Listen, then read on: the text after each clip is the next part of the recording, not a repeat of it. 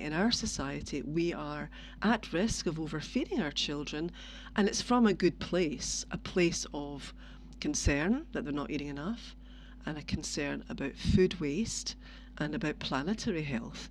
But actually, we have to think about the child's health, and the child is very able to indicate to us that they've had enough to eat.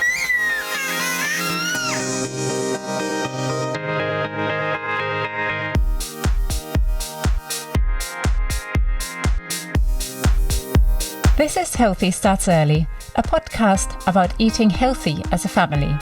I am your host, Sarah Rusink, founder of the Phoebe app and passionate advocate of healthy eating at home. A quick disclaimer, our content is for informational purposes only and should not be taken as a healthcare advice. If you have any concerns over the health and well-being of your child, please contact your GP or health visitor. Now let's enjoy the next episode.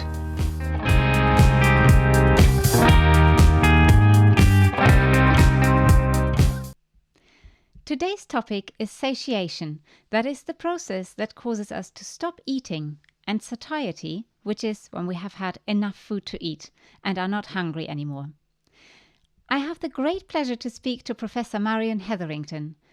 Professor Hetherington is a biopsychologist with interest in human appetite across the lifespan. She has established an infant lab within the Human Appetite Research Unit at the School of Psychology at Leeds University. Her interests include researching human appetite across the lifespan. Research in the Haru Infant Feeding Group involves characterizing appetite expression from the early years of life, and there's also a specialist interest in loss of appetite in older adults. In particular, the group is interested in the development of food preferences in infancy, the expression of hunger and satiety cues and how caregivers respond to these. And also the group has developed an interest in the loss of appetite in aging, specifically how to manage malnutrition at the end of life. She is now Professor Emerita and continues to serve as a co-supervisor on 5 PhD projects and 2 newly funded research awards. Welcome to our podcast, Professor Hetherington. Firstly, I would like to ask you to define satiation and satiety for our listeners.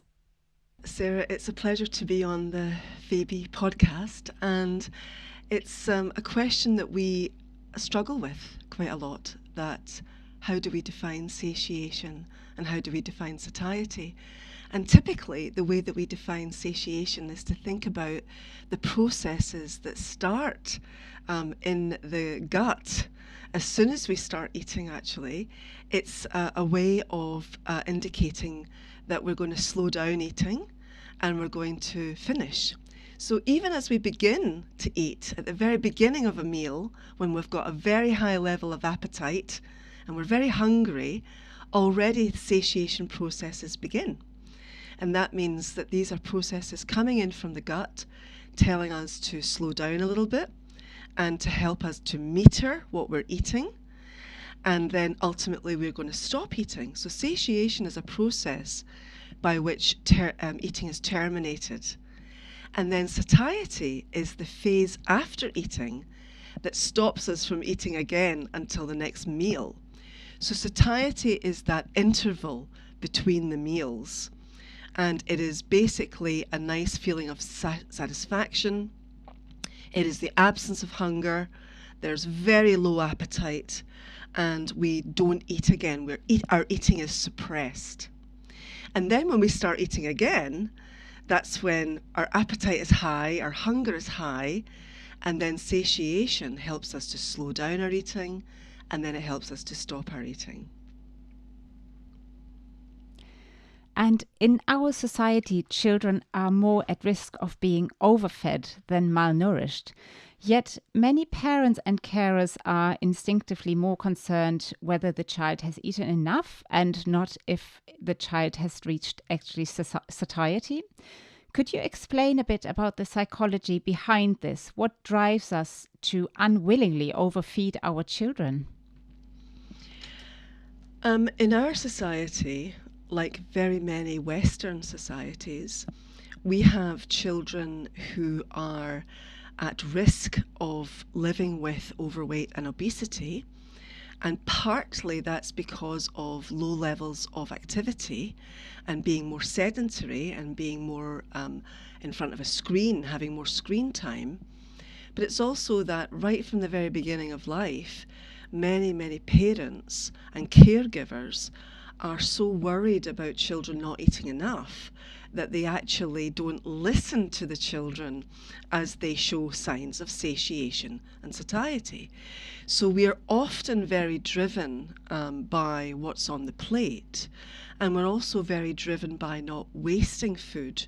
So these are very understandable reasons that we don't want to waste food, we don't want to spend money on food that's then not eaten, and we're caring about our environment and we don't want to have food waste. But children are very good at telling us when they've had enough to eat, and parents are often more concerned about their child eating enough. But a child eating enough is the child's decision, and the parent provides, the child decides how much to eat. But actually a lot of parents want to wrestle control from the child, and they are more inclined to encourage children to finish what's on the plate. So we hear people saying, clean the plate or have what's on your plate. But actually, what the child's gut is telling them, what their GI system is telling them, what their brain is telling them, is that they've had enough. So unfortunately, in our society, we are at risk of overfeeding our children, and it's from a good place, a place of concern that they're not eating enough, and a concern about food waste and about planetary health. But actually, we have to think about the child's health, and the child is very able to indicate to us that they've had enough to eat.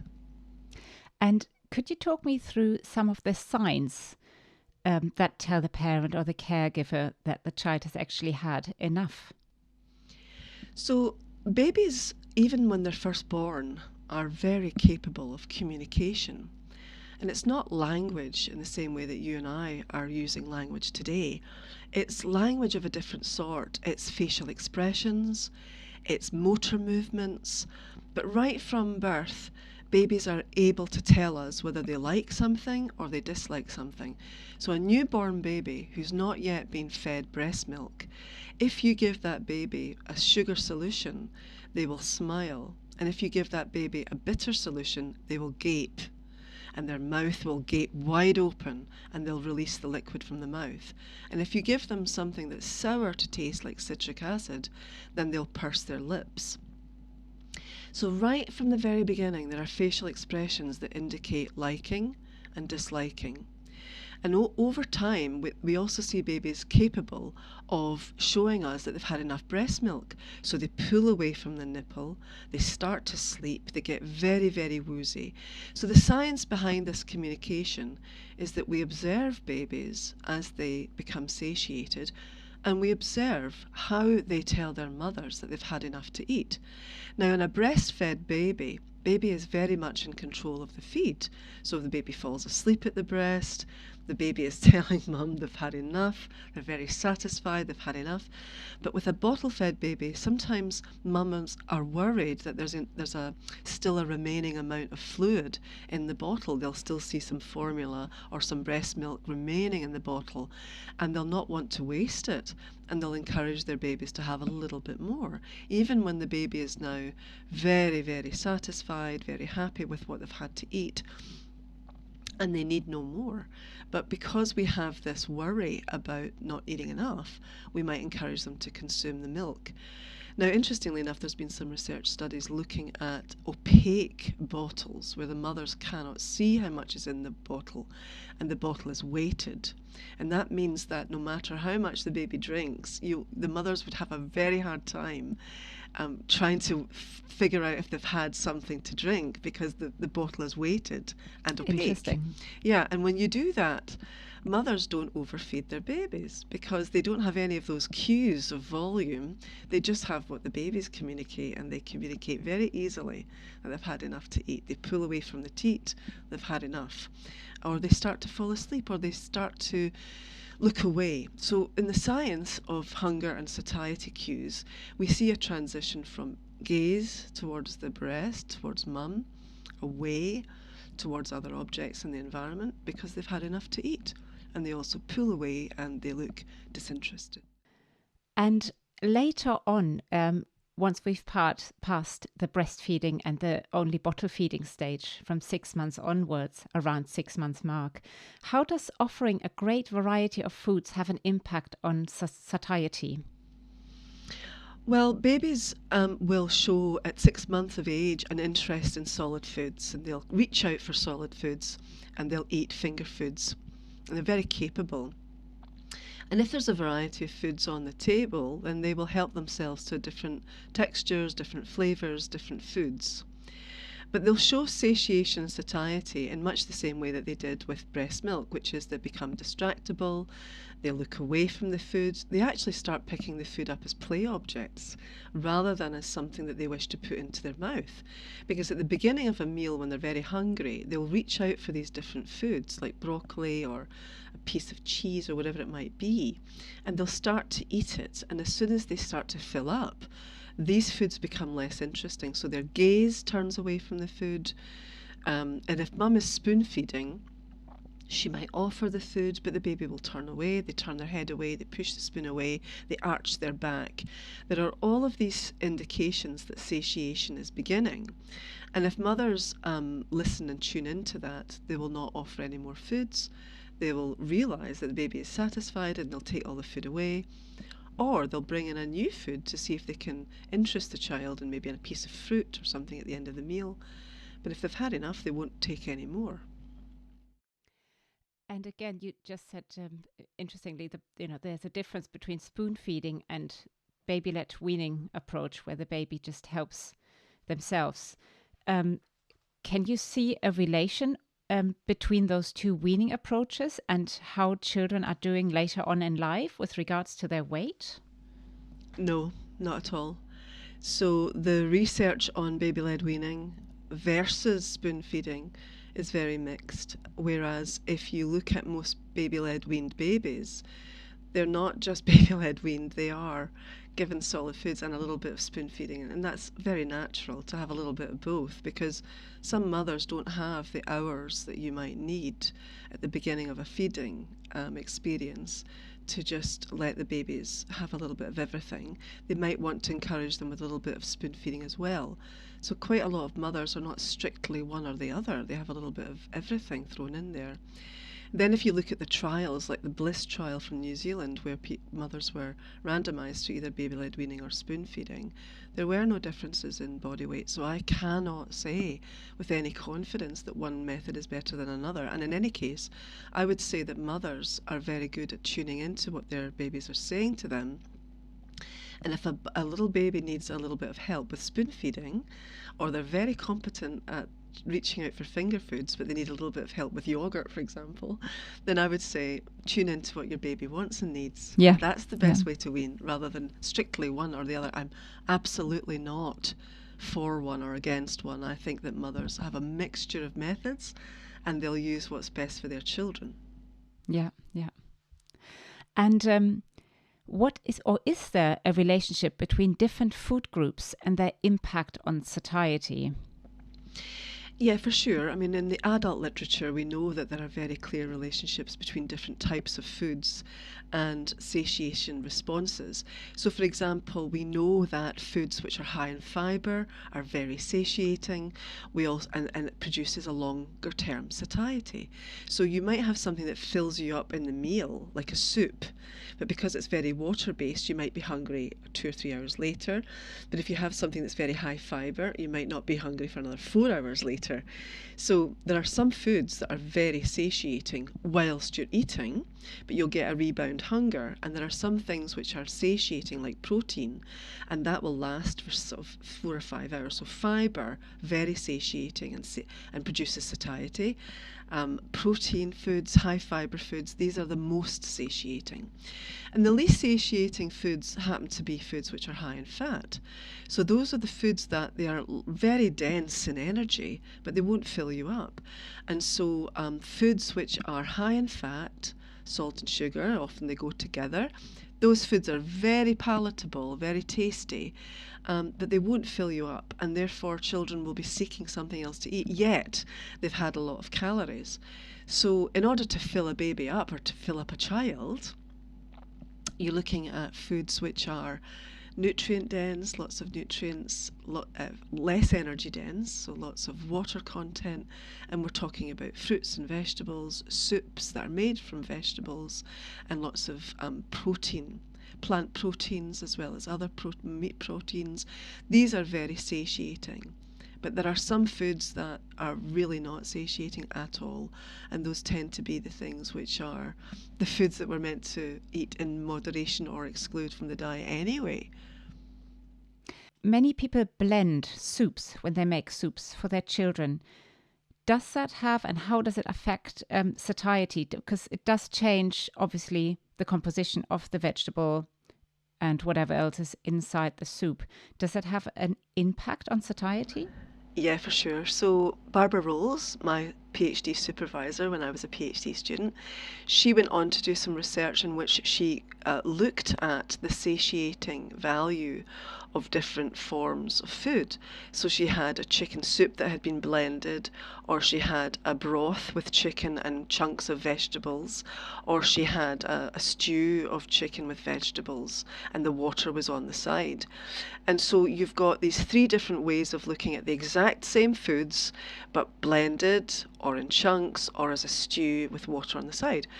And what she found was that the most satiating, as you would imagine, is the stew with the big chunks of the food and the water on the side, because that way you have the maximum texture. And because you have big chunks of vegetables and chicken, that will slow down your eating, and it's very much more oral processing. Whereas with the soup, although it was very filling, obviously because everything's been blended, it's so much easier just to take with a spoon and sup it up quite quickly. So another way of looking at that is to say, well, what's the difference between apple juice and apple puree and an apple? Well, an apple will take you several minutes to bite into, to chew properly and then to swallow. Whereas with an apple juice, you can drink that in a few seconds and you'll get all those calories and none of that satiation that you'll get from eating an apple, which is the very satisfying effect of biting into the apple, crunching into that lovely fibrous object and then starting to chew and then swallow. And then with pureed apple puree, for example, that you can spoon feed that or eat it, but it's very much a monotonous texture. So if you think about mothers preparing a soup for a baby, I would say blend a bit, but keep some chunks so that the baby is able to take a bit of vegetable like broccoli or a little bit of potato, a little bit of carrot. And the science shows that the more little chunks and lumps that the children are getting around the weaning age, so 8 months or so, if they're already getting between 6 months and 8 months these little bits of texture, that will have a very good impact on their ability to eat well when they're older. And that data has come from the ALSPAC studies, where they look at the difference between mothers who were using jarred foods, which were very blended and very smooth, versus homemade, where there was lumps and chunks and bumps in the food, because that's the way mums make their food for their babies. So having a little bit of texture is very important, partly because it helps the child to process the food, that is, helps them to learn how to bite, chew, process the food in mouth. But it's also about oral transit time through the mouth into the gut. Slowing down will maximise the feelings of satiation and then subsequently satiety. Let me take a quick break and tell you about our great app Phoebe that gives you all the inspiration for cooking healthy food for your family. Phoebe is currently free to use, so make sure you get it today. The link is in the show notes. And if you find this episode helpful, please give us a 5-star review on Apple Podcasts to help more parents discover it. Now let's get back to our episode. Do you think satiety could be induced by offering certain foods to help children that live with obesity? Well, first of all, I think that that's a very good question. It's a very complicated question. And the reason that it's complicated is that obesity is highly heritable, and there's an interaction between genes and environment. So let's not speak about the genes at the moment, because you're asking me a question about environment, which is about the sorts of foods that we give our children. And the answer is yes, we can certainly optimize satiation and satiety for anyone, including children who are living with overweight and obesity. Whether or not they fill up is a different question, because some children have a high level of satiety responsiveness, and some children have a low level of satiety responsiveness. So say we've got a child who is given foods that are much more satiating, then ideally that child will fill up with foods that are the diversity of vegetables and lots of proteins and lots of grains and fiber. So in an ideal situation, if we give children a variety of foods and we give them a variety of complex textures, then children will learn to satiate on those foods. The problem, I think, becomes that we don't yet understand how quickly these temperaments, these highly heritable traits kick in. But we think that even from breastfeeding, we can see children with very avid appetites who do not easily get satiated. And therefore, we see very early on that some children have a very weak satiety responsiveness. So, Professor Hetherington, we talked earlier about mothers trying to empty the bottle and, cleaning the plate. How does this, or how could this affect a child's ability to know when they've reached satiety? Well, I suppose it all depends on what's on the plate and how much is put on the plate. And I think that what mums and dads and caregivers generally need to do is not to worry so much about what's on the plate, but rather to look at how the baby is communicating. So if you put several items on the tray, like a stick of broccoli, some plant protein, some something that's made from some fresh fruit or some cheese or something like this, if you've got a little vegetable variety or a little meal variety on the tray, and the baby is trying a little bit of everything and they're showing you that they're interested, then that's all good and well. And then when they start to be disinterested, pull those foods away and then offer maybe a little something else, see if they're interested in something else. And if they don't want anything else to eat, that's enough. The problem is that if it's half-eaten this and that, half-eaten broccoli, half-eaten cheese, half-eaten piece of plant protein or whatever it might be, like chicken or whatever, which is meat protein, but if it's half-eaten, mums are very reluctant to get rid of it. But if the baby is showing that they've had enough to eat, they've had enough to eat, and they're not going to be persuaded just because the mum wants them to try a little more. And if we keep on asking them to try a little more, and they're expecting to be encouraged to eat something else and something else and something else, then that wears the baby down. And then the baby has to trust mum, dad, or caregiver to decide what they're supposed to be eating rather than themselves. But babies are perfectly capable of saying how much they need. So parent provides, right? Parent provides, child decides. And if you use that maxim, you can hardly go far wrong. The problem is only when children are really, really having problems with eating, in which case you need to seek some help. Or if a child is so avid and they're eating so much that it's causing problems in terms of worries for the parents and worries for the child, then these are the extremes of not eating or eating way too much.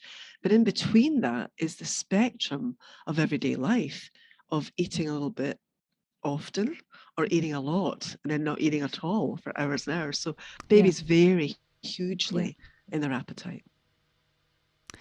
Now, going back to earlier in our conversation where we spoke about being worried that the child eats enough, and I'm thinking about quantity and not the variety of food, what is your advice for parents whose child finds it difficult to try and accept new flavors and textures? How could you avoid limiting your diet to the 3 meals that your child really likes to eat? Well, I would say that If a baby or child is really not keen on a variety of different foods, one thing that we know from the research is that sensory play is a safe space to explore new flavors and textures without the expectation of eating. So if you provide lots of color, lots of flavor, lots of variety of texture, lumps and bumps and chunks, but you don't expect the child to eat it. You just use it as a sensory play, sensory exploration, like Dora the Explorer or something like this. And you invite the child to tell you about the colour, how vivid it is, or how lovely it is, or is it a rainbow? Like put the foods in order of colours and things like this. This is a calm, safe space for children to explore with their eyes, explore with their ears, explore with their fingers and then their mouths. But if there's no expectation to eat it, and it's something which is playful and fun, then that way children become familiar with an idea, trying something, but really having to eat it. One of the problems that we find is that parents are so worried about food waste that every opportunity to eat is one in which they expect the child to want to have something to eat. And I think that if we can take that pressure off, for example, my colleague, Dr. Nick Wilkinson, runs a charity called Flavour School. And Flavour School is all about safe space to explore food, sensory education without the expectation to actually eat anything. And in that way, children become very familiar. But that's not going to solve all problems because some children are highly food avoidant and they're very, very sensory sensitive and they're very food fussy. And these are highly heritable eating traits. So all you can do is do your best to encourage them to eat a little bit of these different things or touch these little things and try and smell and listen to the sounds that they make. And if they don't want to eat it, you have to back off and let them tell you that, because responsive feeding, listening to what the child is saying and tuning in to what the child is saying, also includes where they will not try or don't want to try something new. And that's something that you have to accept. But you can still take the same foods they do like, and you can do lots of different things to make them more interesting and varied. And you can also do a little bit by stealth, adding a little bit of something unexpected, and just to see if the child is willing to try it, if that flavour is masked by something that they do like. So there are lots of little tips and tricks, but if a child is highly food resistant and very food avoidant and very food fussy, then that's not something that you can simply change with sensory play. You can definitely get them to eat a little bit more than you might expect them to normally, but you are really in a situation where you might need to do a little bit more than just sensory play. And is this something that you think children might outgrow? I remember from my childhood not liking a lot of the foods that I had to eat because there was no other option. So I did eat it, and now I'm eating. I think I'm a quite adventurous eater. I eat a lot of different foods. Most of them are healthy foods that I really like, and I think it's because my mother was very persistent in what she offered to me. So, what does research show? Is this something that parents should do, and hopefully by 20 the child will eat a lot of different things, although they might be different and very difficult eaters in the very beginning? Well, food fussiness is highly heritable, but most children will go through a fussy phase, and that peaks at between 2 years and 6 years. So between 2 and 6, some children become a little bit neophobic, a little bit more cautious around new foods. They might have started off quite adventurous eaters, and then around about 2, it kicks in that they start to be a little bit more cautious. And we think that from an evolutionary point of view, that's because at 2 years of age, children will be fully mobile at this point, running around. So if they're a bit more cautious around new foods, that's going to help them to avoid toxins and avoid things that might not be that good for them, because they now have that mobility to go and search for food themselves, really. But there are some children that are fussy, and they're fussy from the very beginning, and that's highly heritable, very, very much something to do with that child. And as long as they're growing well and they're active and healthy in all other ways, then it's not really a concern. It's more that parents and caregivers might be puzzled by the lack of variety in their diets. But if they're really eating well and they're growing well, then that's not going to be so much of a worry. But there are some children who don't grow well and who are not eating well, and for whom they need to seek advice. So I think in your case, you were given foods to eat, and your mum was persistent. And that exposure to those foods early on in your life meant that you were more willing to eat them as an adult, even though you didn't particularly like them as a child, and now you're familiar with them. And even though you could choose anything, you still include those foods in your diet. So for a lot of children, that fussy phase, they do grow out of it, absolutely. And they become very much more adventurous. But what we have to do is between 6 months when solid foods are introduced to 24 months before fussiness really kicks in for those children in that phase, we need to make sure that that period, children have lots of variety, lots of opportunity to play with foods and to really enjoy the playful nature of trying new foods and becoming an explorer, becoming adventurous little eaters. But we have to accept that some babies are born highly fussy, and some babies are born with a really avid appetite, and they love to eat, and they'll try just about anything. And that's what makes every child very different, these individual differences. That's really positive to hear that. And actually, it links in really well with two of the parent questions that I received. So I'd like to ask you the very first one. There is a mother who asked me, she's very interested in tips for how and if to talk to a 3 to 4 year old about the balance of food in energy in and energy out and eating enough. And also how to encourage a 3 to 4 year old to slow down the pace of eating, so the brain has some time to catch up and get the message that the belly is actually full. And the mother said she's also happy to hear if she should just leave her child to get on with the way that she is eating at the moment at her own pace, because she doesn't want to make food an issue. So she's very wary how to talk to her child about fast eating, slow eating, and without creating another problem, basically. Well, I would say that in terms of eating rate, let's start with that one. Eating rates are highly heritable. So babies, when they first breastfeed, some will have a very avid appetite, and they'll drink a lot with every suckle at the breast. And some babies are more measured, they take their time. And some babies are really, really slow, and they take a long time to, take the breast, and they'll fill up at their own pace. We need to then accept that that's exactly how they're going to be when they start to eat solid foods.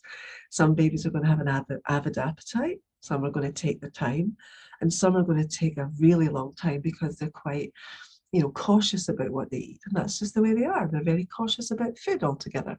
And some are they just love to eat, and most babies are in between those two extremes. So in terms of rate of eating, let them eat at their own rate, be very responsive to that.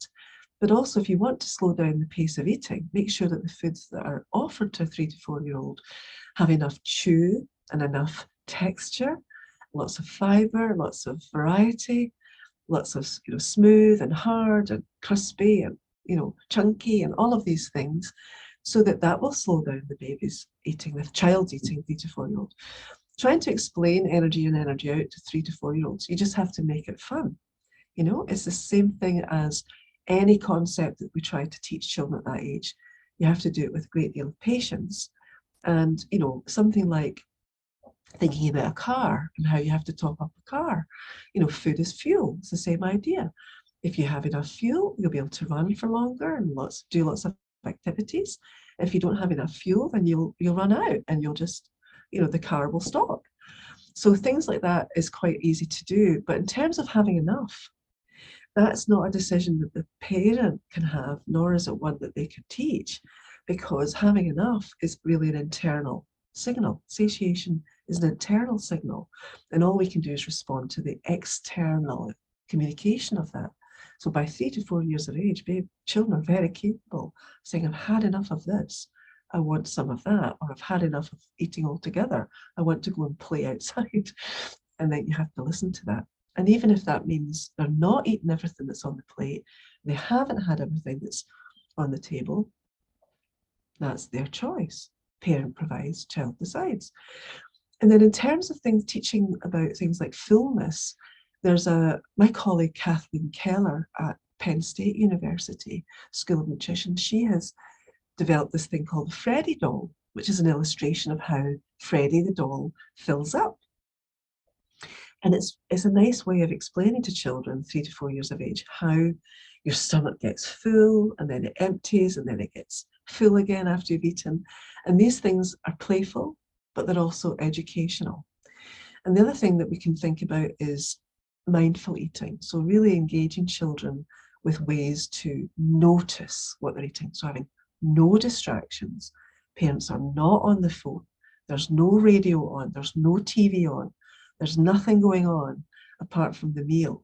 And in that way, that will be a slow eating occasion because all you're doing is focusing on the food. And the more you focus on the food, the more opportunity the brain has to monitor and meter what is being eaten. And that will help to slow down eating. So there are lots of things that we can do to prevent children from being distracted through eating. Take off the TV, get the radio off, stop using your phone. Don't have distractions like toys around or something that's more interesting than the food. Make the food the occasion, make the food the center of attention. And that will help to slow down eating and make it a really enjoyable experience. I was always breastfeeding all my 3 children on demand. But I also know a lot of people do breastfeed their children to a schedule, and especially if you bottle feed your child, many mothers stick to every 3-hour routine, or roughly every 3-hour routine.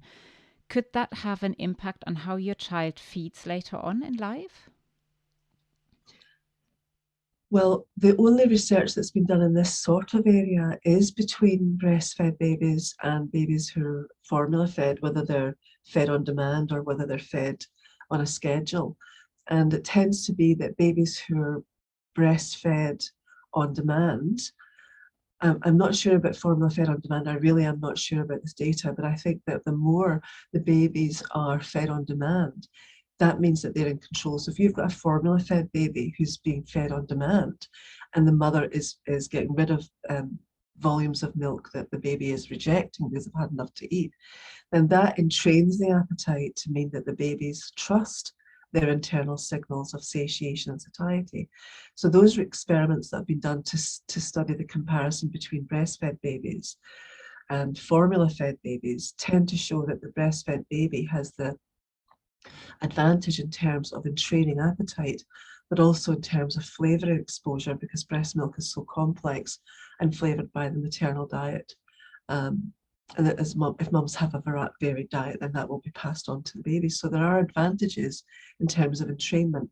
However, if mothers are formula feeding on demand, they have a similar advantage in that the babies are in control and they'll learn that if they've had enough, they can stop eating and there's no cajoling, there's no pressure to eat anymore, and they're in control of their appetite, and that will help them to set the boundaries for being hungry, being full, and having enough to eat.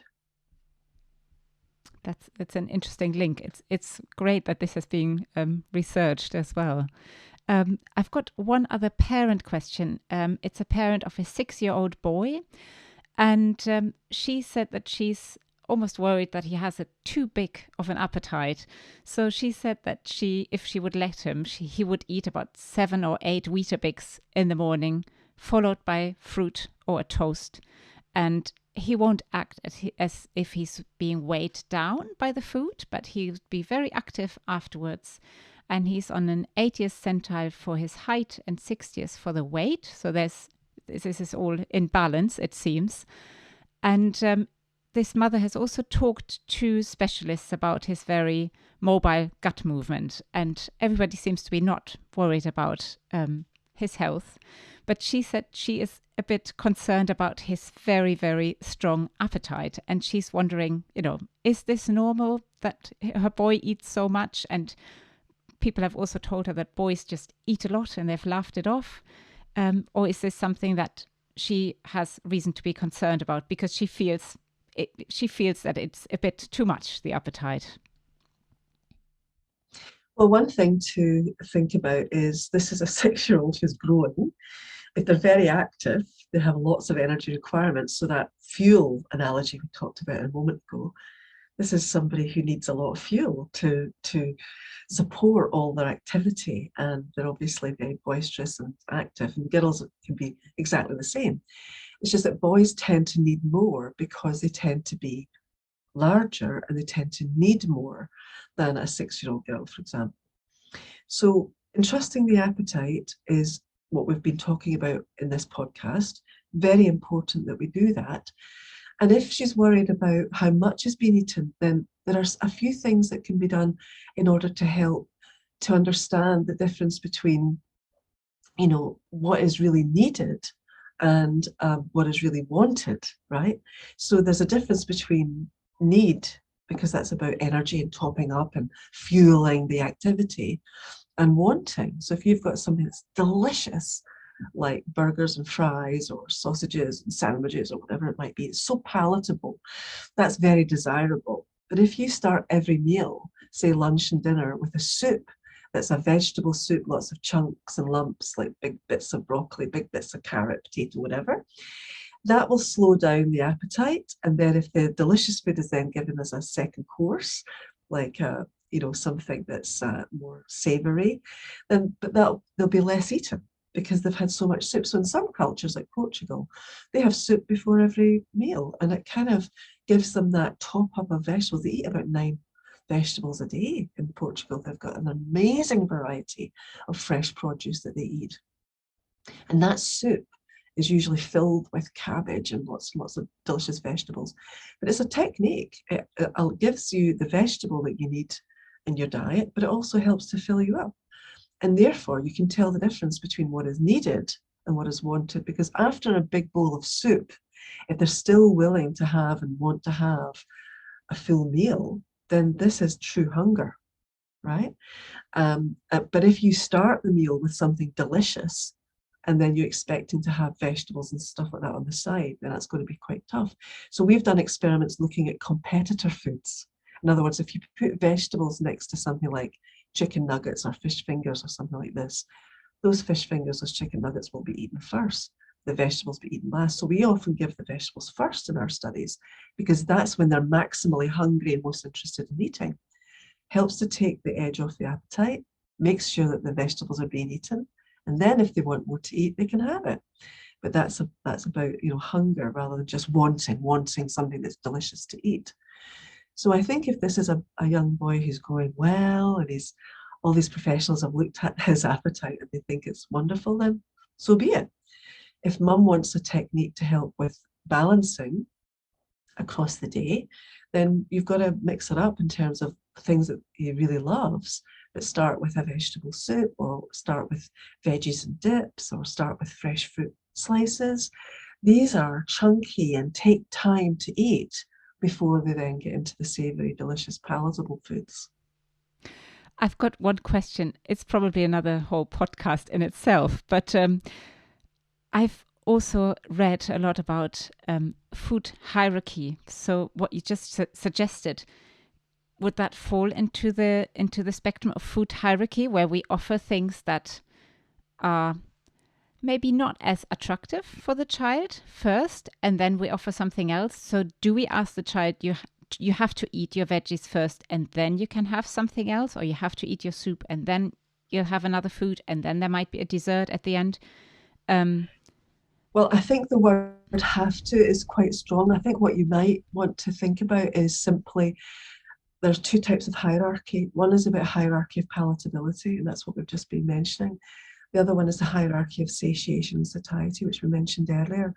So some foods are much more satiating than others, and some foods are much more palatable than others.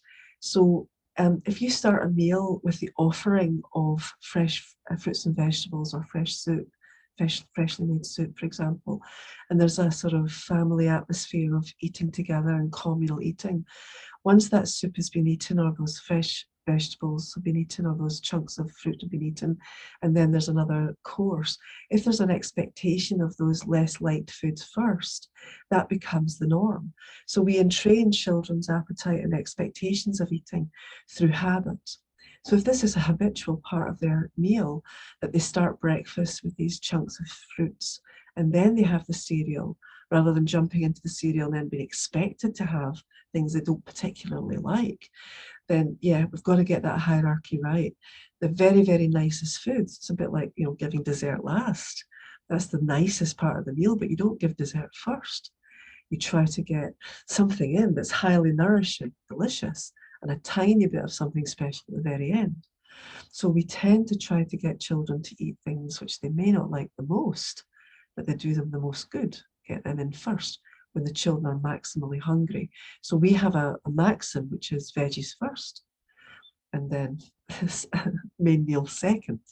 And that, giving vegetables as a first course, we find as a meal service strategy that helps fill children up, but it also means that they're going to expect to get and eat vegetables at lunch and dinner.